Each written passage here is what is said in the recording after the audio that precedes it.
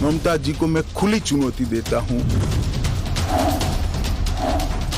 किसी की नागरिकता छीनने की एक धारा वो बता देती।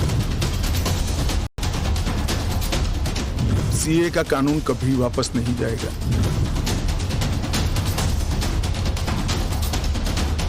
इसके साथ हम कोई कॉम्प्रोमाइज नहीं कर सकते।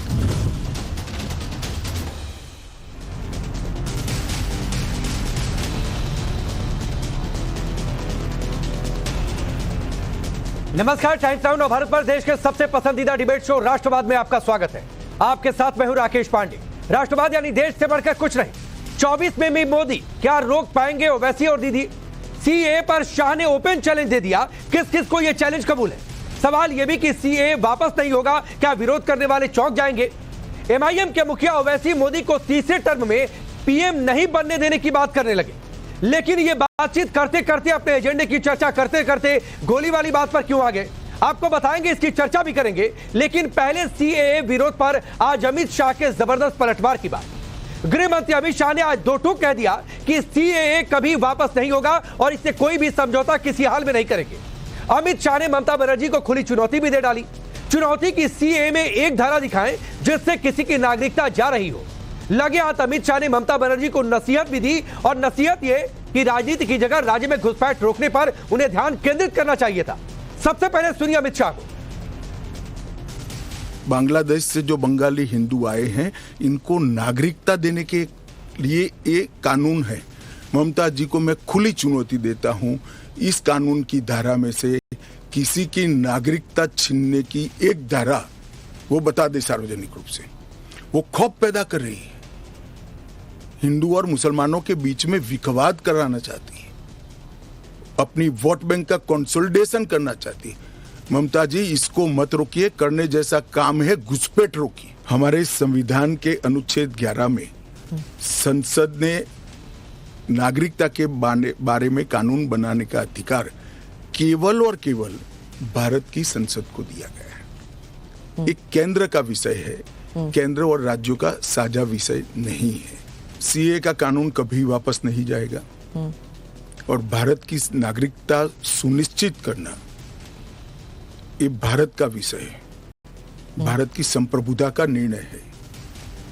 इसके साथ हम कोई कॉम्प्रोमाइज नहीं कर सकते। अमित शाह को आपने सुना। अमित शाह ने दो टूक कह दिया कि तुष्टीकरण के चलते सीए को लेकर उलझुल बयान दिए जा रहे हैं, यह कानून कभी वापस नहीं होने वाला है। उधर ओवैसी ने आज अलग मोर्चा खोल दिया। ओवैसी ने अपने एजेंडे के बारे में बातचीत की और उन्होंने कहा कि वो किसी भी हाल में मोदी को तीसरी बार पीएम नहीं बनने देंगे, ये उनके एजेंडे में है। ओवैसी ने कहा कि सीएए संविधान के खिलाफ है। ओवैसी ये भी कहते दिखे कि उनका एजेंडा है कि देश में बहुसंख्यकों की राजनीति ना चले, लेकिन बातों बातों में ओवैसी भी तुष्टीकरण वाले रास्ते पर आ गए। सुनिए। मेरा एजेंडा यह है कि तीसरी मर्तबा देश के प्रधानमंत्री नरेंद्र मोदी ना बने। मेरा एजेंडा यह है कि सीएए कानून के खिलाफ हमने बिल को फाड़ा, ये संविधान के खिलाफ है। मेरा एजेंडा यह है कि देश में मेजॉरिटेरियन पॉलिटिक्स ना चले। मेरा एजेंडा यह है कि देश में भाईचारगी रहे, बीजेपी उसके खिलाफ है। मेरा एजेंडा यह है कि देश में किसी का नाम की बुनियाद पर घर ना तोड़ा जाए, ना उसको गोली मारी जाए। ये मेरा एजेंडा है।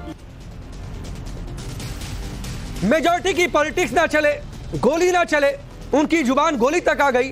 लेकिन इस बीच सीए को लेकर हो रही राजनीति से इतर पाकिस्तान से आए हिंदू शरणार्थियों के कैंप में खुशी का माहौल है। हिंदू शरणार्थी मोदी सरकार को भर भर कर दुआएं दे रहे हैं। आज केजरीवाल के घर के बाहर पहुंच गए विरोध प्रदर्शन भी करने के लिए। सुनिए उन्होंने क्या कुछ कहा। हम अपना धर्म बचाने के लिए यहाँ आए हैं। हमें जो न्याय मिल रहा है उनके लिए तो लोगों ने कितना बवाल खड़ा किया है। हम इतने खुश हैं, हमें मृतक के शरीर में प्राण आ गए। हमारे देश के प्रधानमंत्री को मैं दिल से, भावना से और अच्छा से कहता हूँ, उनकी और आयु बढ़े और आयु बढ़े, जो उनको, इन लोगों को सीने से लगा। चलिए वो सवाल आपके सामने रखता हूं जिनके इर्द गिर्द आज की चर्चा आगे बढ़ेगी। सवाल पहला यह कि 24 में भी मोदी क्या रोक पाएंगे ओवैसी और दीदी? सीए पर अमित शाह का ओपन चैलेंज किस किस को कबूल है? सवाल यह भी कि सीए वापस नहीं होगा, विरोध करने वाले क्या चौंक जाएंगे? एजेंडा मोदी विरोध का, फिर गोली वाली बात क्यों भाई? चलिए आपका परिचय आज के मेहमानों से करवाता हूं।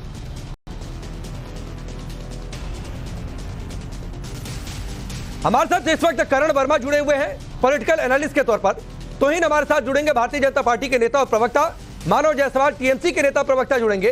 और इस वक्त आदिल हमारे साथ जुड़ चुके हैं, एमआईएम पार्टी के नेता और प्रवक्ता।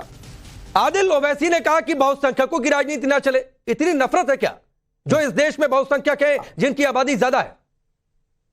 अरे भाई, बहुसंख्यक के आबादी मतलब क्या होता है? संविधान से चले, ना अल्पसंख्यक से चले, ना बहुसंख्यक से चले, संविधान से चले। पांडे जी, आपके ना आपके हिसाब से चले, ना मेरे हिसाब से चले। जो बाबा साहेब अम्बेडकर ने संविधान बनाया उसके हिसाब से चले। ओवैसी साहब ने कितनी सही बात कही है, आप ही बतलाइए। ये इन्होंने पंडित नेहरू ने भी कहा था, vegetarian communalism is the most, सबसे खतरनाक चीज देश के लिए रहेगा। आपने देश ने जब देश बटा था उस वक्त आपने कहा था कि जो भी मुसलमान है, जो भी दूसरे धर्म के अगर रुकना चाहते हैं आप रुकिए, भारत सबके लिए है। हमारे बाप दादा ने इस देश के लिए। अरे आदिल, मुझे लगता है कि शायद आपने ठीक से सुना नहीं ओवैसी को, अपनी पार्टी के सबसे बड़े नेता को। उन्होंने दो टूक कहा है कि बहुसंख्यकों की राजनीति ना चले, वो ये चाहते हैं, उनके एजेंडे में है भाई। ये सुनिए, हम जो नफरती एजेंडा जो अमित शाह साहब का है, जो राजनीतिक विशेषज्ञ बीजेपी का चोला ओढ़ के बैठे हुए लोग हैं, उनका नहीं चले, संविधान से चले, बाबा साहेब अम्बेडकर के संविधान। अरे तो ये बोलते ना आदिल, ये थोड़े नहीं कहेंगे कि बहुसंख्यकों की राजनीति ना चले। ये कहते कि बीजेपी की राजनीति ना चले, ये कहते कि कांग्रेस की राजनीति ना चले, ये कहते कि फला आदमी की राजनीति ना चले, समझ में आता है। लेकिन सीधे तौर पर बहुसंख्यक टारगेट पर कि बहुसंख्यकों की राजनीति ना चले। एकदम सही उन्होंने कहा कि संविधान से चले। हाँ तो मत कहिए ना कि संविधान का, फिर संविधान की बात मत करिए। मतलब ये, अरे भाई, किसी को नहीं समझ में आता है तो उसका थोड़ी मेरी दिक्कत है। नहीं, सारी समझ का ठेका आदिल आपके पास है। सुनिए, अरे भैया, किसी को मोदी जी बोलते हैं एक हाथ में कुरान हो, एक हाथ में कंप्यूटर हो, मोमा का स्कॉलरशिप बंद कर दिए, एएमयू किशनगंज सीमांचल का इसको पैसा बंद कर दिए, एएमयू जामिया का माइनॉरिटी का बजट कम कर दिए, मिनिस्ट्री ऑफ माइनॉरिटी अफेयर का बजट कम कर दिए, मिनिस्ट्री ऑफ पीएचडी जो बच्चा करता था जीआरएफ का स्कॉलरशिप कम कर दिए, प्री मैट्रिक का स्कॉलरशिप। अरे सुनिए आदिल, ये सब गिनाएंगे तो तुहिन यहाँ पर बैठे हैं। माइनॉरिटीज के लिए सरकार ने कितना खर्चा किया वो भी गिनवा देंगे। मेरा सवाल ये नहीं था, मेरा सवाल ये था कि मेजॉरिटी से नफरत है क्या आपको, आपकी पार्टी को, आपकी पार्टी के नेता को? सुनिए, मेरे तो जितना, हम तो चाहते हैं कि राकेश पांडे जैसे पढ़े लिखे समझदार मेरे पार्टी में आए और हम अपने पार्टी से अमित शाह के खिलाफ चुनाव लड़ाएंगे। ना भैया, आदिल माफ करिए, आपकी पॉलिटिक्स आपको मुबारक। इस्तकबाल है आदिल, आपकी पॉलिटिक्स आपको मुबारक है। ना तो मुझे राजनीति में आना है और ना तो मुझसे ऐसी बातें करिए। मैं जहां हूं बहुत खुश हूं और मैं उन लोगों में से भी नहीं हूं कि मैं कह दूं और मैं चला हूं कल को। आप बहुत ही तो ये डिरेल, राकेश भाई, ना, ये मक्खन वाली बात मत करिए भाई। ये सब मेरी तारीफ करने के लिए आपको नहीं बुलाया। मेरा सवाल फिर भी यही था कि मेजॉरिटी से नफरत है क्या, और देश की बुनियाद में किसी का नाम देखकर गोली चलती है क्या घर में? एकदम इस देश में नहीं है। मेजोरिटी कम्युनलिज्म एक सच्चाई है। अच्छा। जो नमाज पढ़ रहा है उसको लात मारा गया। अच्छा। और आपने देखा कांवड़िया को फूल बरसाया जा रहा है। चलिए, आपने देखा तोहिन सिन्हा आदिल एक नया टर्म आज लेकर आए हैं, मेजॉरिटी कम्युनलिज्म, एक नया टर्म लेकर आए हैं आदिल आज इस शो में। देखिए राकेश जी, देश संविधान से चलेगा, ना तुहिन सिन्हा से चलेगा, ना किसी से चलेगा। देखिए राकेश जी, जिन लोगों ने आज से 100 वर्ष पहले जो लोग हिंदुओं पे प्रताड़ना करते थे आज के हैदराबाद और डेक्कन के क्षेत्र में, अरे भाई, हिंदू को लाखों की, बीच में मत बोलिए, लाखों की तादाद में जिन्होंने हिंदुओं को मारा है। और मल्लिकार्जुन खड़गे जी स्वयं ये बोल चुके हैं। मलिक, अब इसको शांत करिए। आदिल प्लीज, आदिल पहला जवाब है आपको। तुहिन सिन्हा बड़े धैर्य से सुन रहे थे, आप भी उनको सुन लीजिए प्लीज, बीच में नहीं।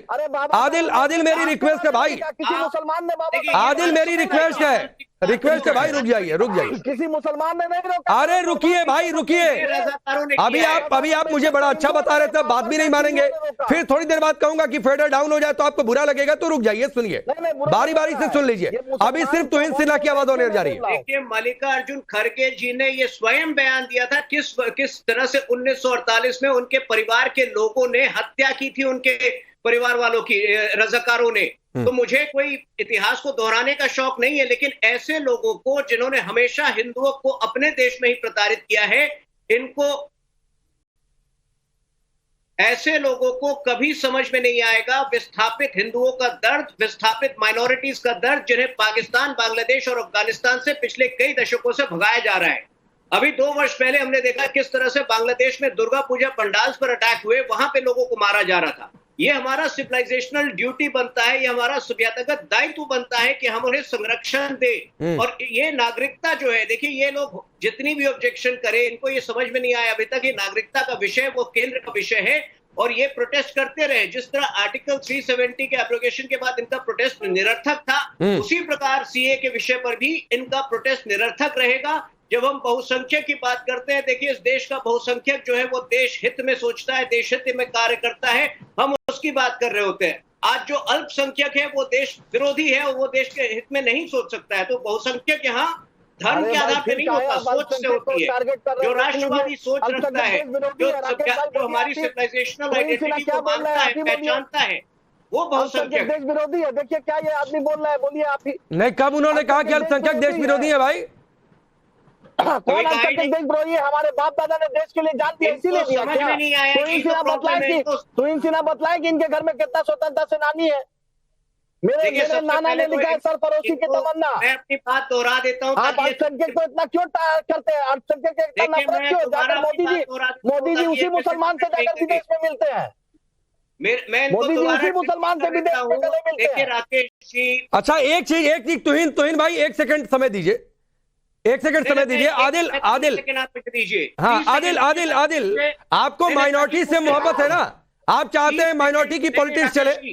राकेश जी मुझे 30 सेकंड, हाँ मैं दे रहा हूं, बस आधा मिनट दे दीजिए, मैं आपको 1 मिनट दे दूंगा।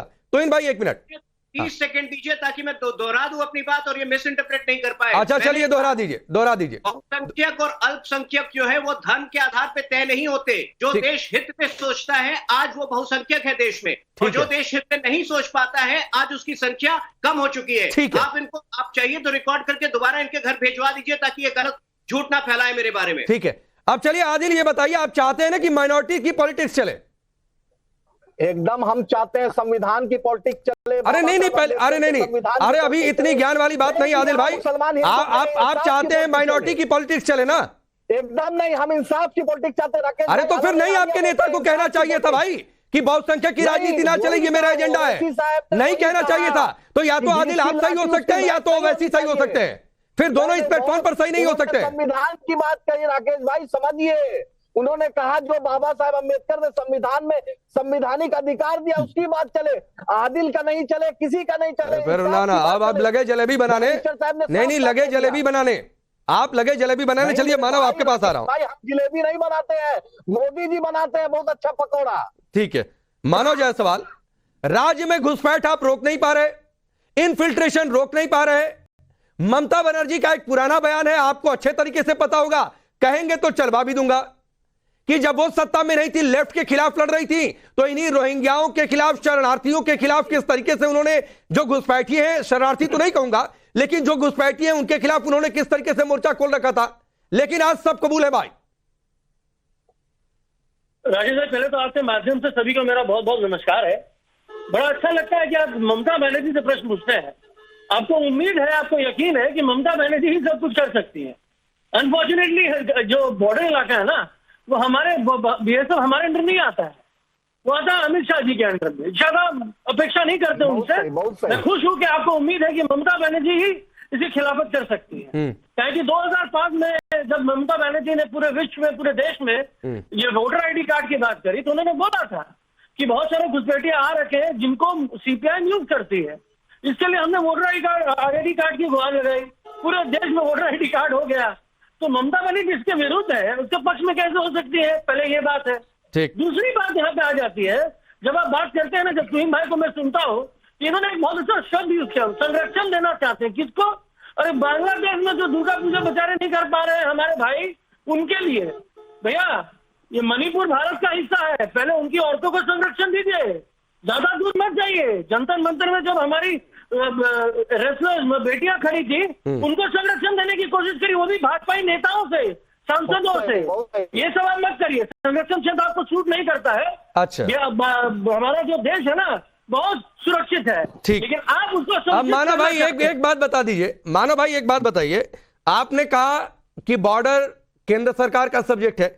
अब मुझे एक बात बताइए, दक्षिण बंगाल की सीमा में बड़े इलाके पर बाड़ेबंदी नहीं है, पता नहीं आंकड़ा मेरा ठीक है कि नहीं, आप क्रॉस चेक कर दीजिएगा, गलत होगा तो बता दीजिएगा। 913 किलोमीटर की करीब सीमा है, जिसमें 290 किलोमीटर पर बाढ़ नहीं है।